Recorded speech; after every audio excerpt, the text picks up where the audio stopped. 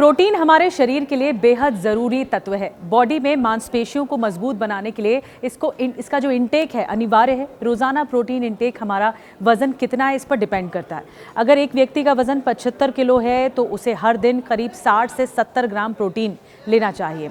एक कार्बोहाइड्रेट और फैट की तरह ही ज़रूरी माइक्रो न्यूट्रिएंट है प्रोटीन कई फूड्स या दूसरी चीज़ों से मिलता है और इसके सोर्स के दो टाइप सबसे पॉपुलर हैं, जिसमें एनिमल और प्लांट बेस्ड के नाम शामिल हैं।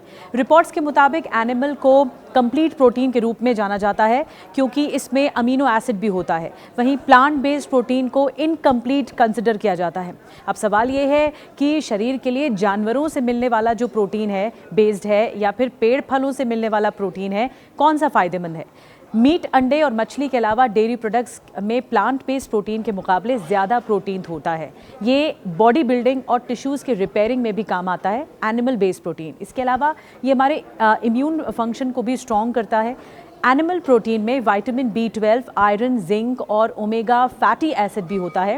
ये सभी ब्रेन हेल्थ और रेड ब्लड सेल प्रोडक्शन में काम करते हैं। वहीं प्लांट प्रोटीन के फ़ायदे ये हैं कि इस प्रोटीन के लिए हमें फल, सब्जियां, दाल, आटा, नट्स, सीड्स को खाना पड़ता है।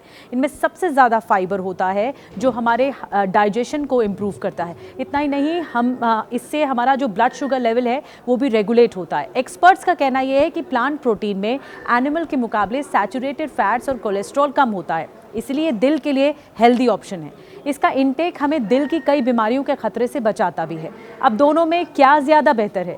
तो इसका जवाब ये है, कोलेस्ट्रॉल के लेवल एनिमल बेस्ड प्रोटीन में ज़्यादा बढ़ता है, वहीं प्लांट बेस्ड में आप कोलेस्ट्रॉल और सैचुरेटेड फैट का इंटेक कम कर सकते हैं।